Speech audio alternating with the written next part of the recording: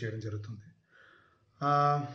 Project Z తాలూకు producer Basheer గారు కొన్ని రాంగ్ అలిగేషన్స్ సందీప్ కిషన్ గారి మీద చెప్పడం జరిగిందని నాకు అనిపించింది. ఎందుకంటే నాకు నిజం తెలుసు కాబట్టి, ఆయన చెప్పిన తప్పని తెలుసు కాబట్టి నేను ఈ వీడియో చేయాల్సి వస్తుంది.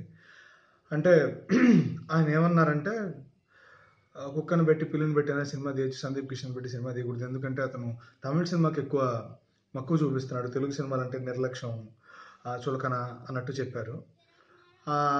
బట్ యాక్చువల్లీ నిజం అది కాదండి. ఈ సినిమాకి సంభాషణలు శశాంక్ వెన్నెల కంటే అంటే మా అన్నయ్య రాయడం జరిగింది. నేను అసిస్టెంట్ రైటర్గా పనిచేశాను ఈ సినిమాకి.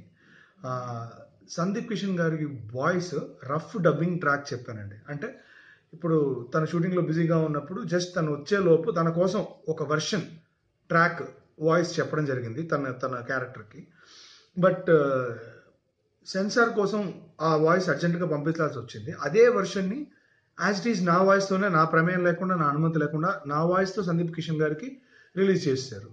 బట్ కానీ ఆ సినిమాకి కష్టపడి ఒక 5 to 6 days షూటింగ్ మధ్యలో వచ్చి డబ్బింగ్ చెప్పి సందీప్ కిషన్ గారు he spent his blood and soul on it.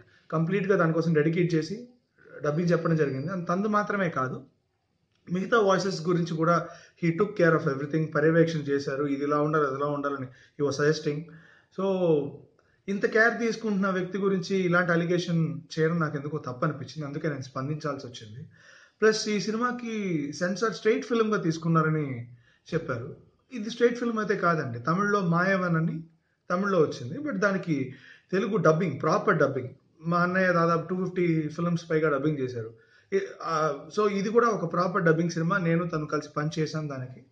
So ఇది ఒక డబ్బింగ్ సినిమాని స్ట్రైట్ సినిమాని చలామణి చేయడం కూడా ఎథికల్గా ఇట్ ఇస్ నాట్ రైట్ అనిపించింది. Morally it is not right.